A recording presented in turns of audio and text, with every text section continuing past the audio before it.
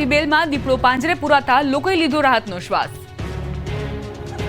પાંજરે પુરાયા બાદ દીપડો કંઈક આ રીતે ઘુરાયા કરવા લાગ્યો। ડાંગના કાબીબેલમાં આતંક મચાવનાર ખૂંખાર દીપડો પાંજરે પુરાયો। કાબીબેલની આશ્રમ શાળાના કેમ્પમાં છેલ્લા ઘણા દિવસથી દીપડો દેખાતો હતો, જેથી આ વિસ્તારમાં દહેશત ફેલાઈ હતી। કાબીબેલ આશ્રમ શાળાના આચાર્યએ વન વિભાગને જાણ કરી, ત્યારબાદ દીપડાને સકંજામાં લેવા માટે વન વિભાગે પાંજરું મૂક્યું હતું। ગત રાત્રિના સમયે દીપડો પાંજરે પુરાતા સ્થાનિકોએ રાહતનો શ્વાસ લીધો।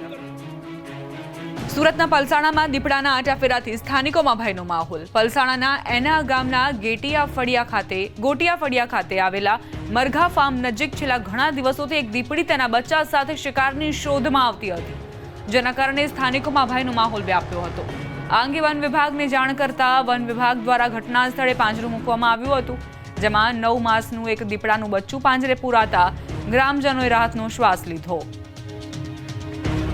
મહેસાણાના વેરાઈ માતાજી મંદિરમાં તસ્કરો ત્રાટક્યા। મહેસાણામાં હવે ભગવાન પણ સુરક્ષિત નથી। વીરતા ગામે વેરાઈ માતાજીના મંદિરમાં 2 તસ્કરો ત્રાટક્યા હતા। કિંમતી આભૂષણ, પાદુકા સહિતની ચીજ વસ્તુઓની ચોરી કરી ફરાર થઈ ગયા હતા। રાત્રિ દરમિયાન 2 તસ્કર ગર્ભગૃહના દરવાજાના તાળા તોડી મંદિરમાં ઘૂસ્યા હતા। બાદમાં મંદિરમાં ભક્તો દ્વારા અર્પણ કરેલા આભૂષણો ચોર્યા હતા। ભગવાન ઉપર રહેલું છત્ર તોડીને લઈ ગયા હતા।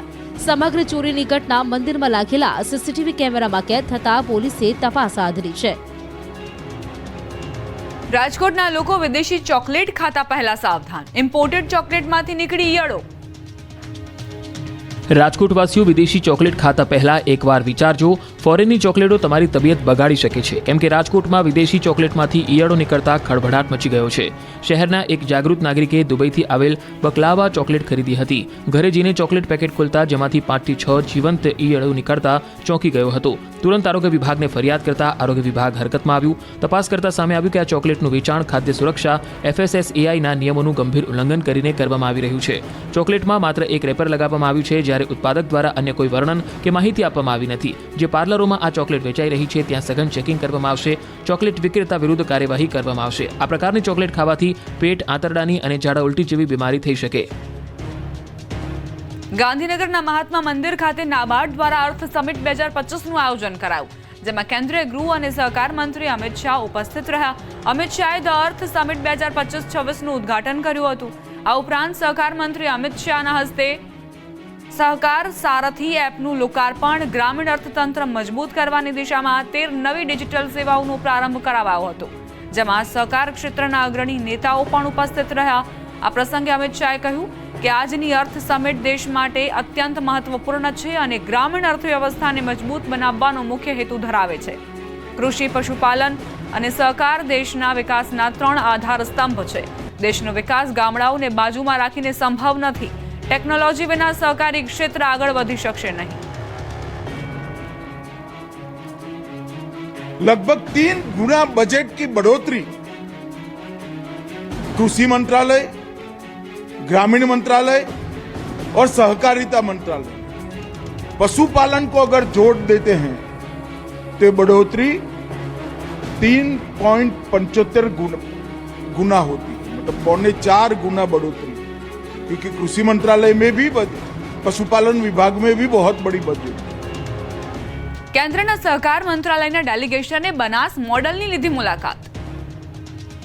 બનાસકાંઠામાં કેન્દ્રના સહકાર મંત્રાલયનું ડેલિગેશન કે જેને બનાસ મોડલની મુલાકાત લીધી। કેન્દ્ર સરકારના સહકાર મંત્રાલયના ડેલિગેશને અંબાજી ખાતેથી દર્શન કરીને પ્રવાસ કાર્યક્રમ શરૂ કર્યો હતો। આવતીકાલે દેશના ગૃહ અને સહકાર મંત્રી અમિત શાહ વાવ-થરાદના સણાદર ખાતેથી શરૂ કરીને અલગ અલગ સ્થળોએ બનાસ મોડલની મુલાકાત લેવાના છે, જેને લઈને ડેલિગેશને વિવિધ સ્થળોએ મુલાકાત કરી। આ ડેલિગેશનમાં કેન્દ્ર સરકારના મંત્રીઓ, સાંસદો અને અધિકારીઓ જોડાયા હતા। વડગામ તાલુકાની બુમનવાસ દૂધ ઉત્પાદક મંડળી, બનાસ ડેરી ખાતે ચીઝ તેમજ પ્રોટીન પ્લાન્ટ અને Banas medical college Morya, Badarpura plant, Deesa તાલુકાના દામા સિમેન્ટ સ્ટેશન અને બાયો CNG પ્લાન્ટની વિઝિટ કરી।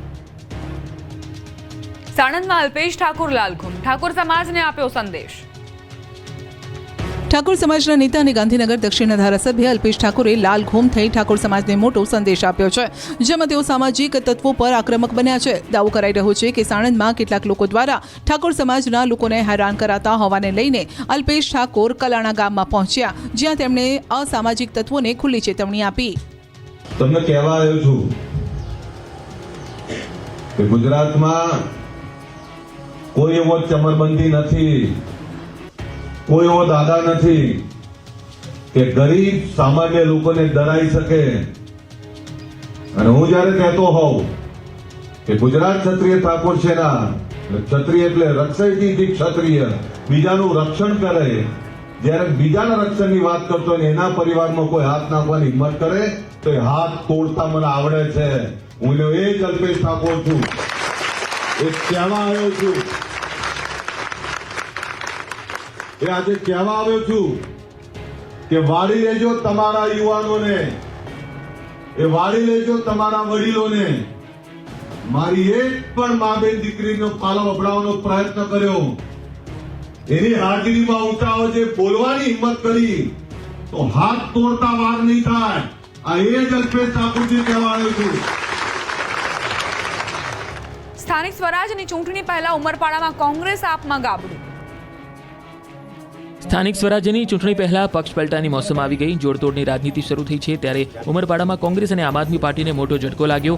સુરત જિલ્લાના ઉમરપાડા તાલુકામાં ભાજપે વિપક્ષમાં ગાબડું પાડ્યું. કોંગ્રેસ અને આપના 150થી વધુ કાર્યકર્તાઓએ ભાજપનો ખેસ ધારણ કર્યો. પંજા અને ઝાડુનો સાથ છોડીને કેસરિયા કર્યા. ઉમરપાડા તાલુકાના સેલવાન ગામે કાર્યકર્તાઓને ધારાસભ્ય ગણપત વસાવાએ ભાજપમાં પ્રવેશ આપ્યો. ભાજપે તમામ કાર્યકર્તાઓનું સ્વાગત કર્યું. અમદાવાદના સુભાષ બ્રિજને લઈને રાજ્ય સરકારે પણ મંગાવ્યો અહેવાલ.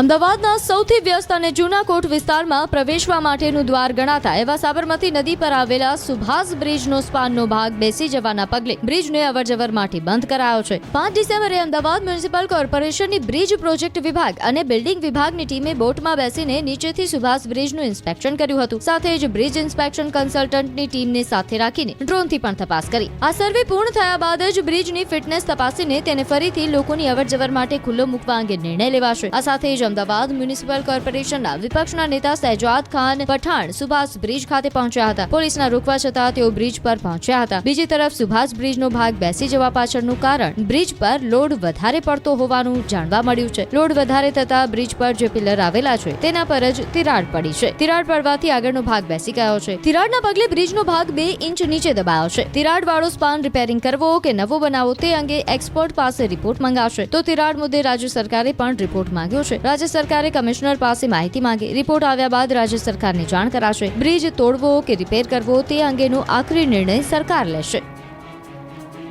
ગુજરાતમાં ફરી ઠંડીએ જમાવટ કરી. 11.6 ડિગ્રીએ પહોંચ્યું તાપમાન. ચક્રવાત દિત્વાની અસર અને ગુજરાતમાં બેવડી ઋતુના કારણે ઠંડી ગાયબ થઈ ગઈ હતી, પરંતુ ફરી એકવાર રાજ્યમાં શિયાળાએ સુસવાટા મારવાનું શરૂ કર્યું છે. રાજ્યના મોટા ભાગના શહેરોમાં મોડી રાત્રે અને વહેલી સવારે ઠંડીનો અહેસાસ થવા લાગ્યો છે. ફરી લોકોને ગરમ વસ્ત્રમાં ઢંકાવવા માટે મજબૂર કર્યા છે. હાલ તેજ પવનના કારણે વહેલી સવારે ઠંડીનો અહેસાસ થઈ રહ્યો છે. ઉત્તર તરફના પવન ફૂંકાવાનું શરૂ થતા કડકડતી ઠંડી પડવા લાગી છે. શુક્રવારે 11.6 ડિગ્રીએ તાપમાન પહોંચી ગયું હતું. રાજ્યમાં નલિયા સૌથી ઠંડુ શહેર રહ્યું હતું, તો 7 દિવસ સુધી આટલી ठंडी रहશે. वो मिनिमम जो तापमान है, लघुत्तम तापमान जो है कोई बड़ा बदलाव नहीं रहेगा, लेकिन थोड़ा डिक्रीजिंग ट्रेंड में रहेगा. अहमदाबाद का फोरकास्ट है मेनली क्लियर स्काई रहेगा. लघुत्तम तापमान 17 डिग्री सेंटीग्रेड के आसपास रहने का पूर्वानुमान दिया गया है.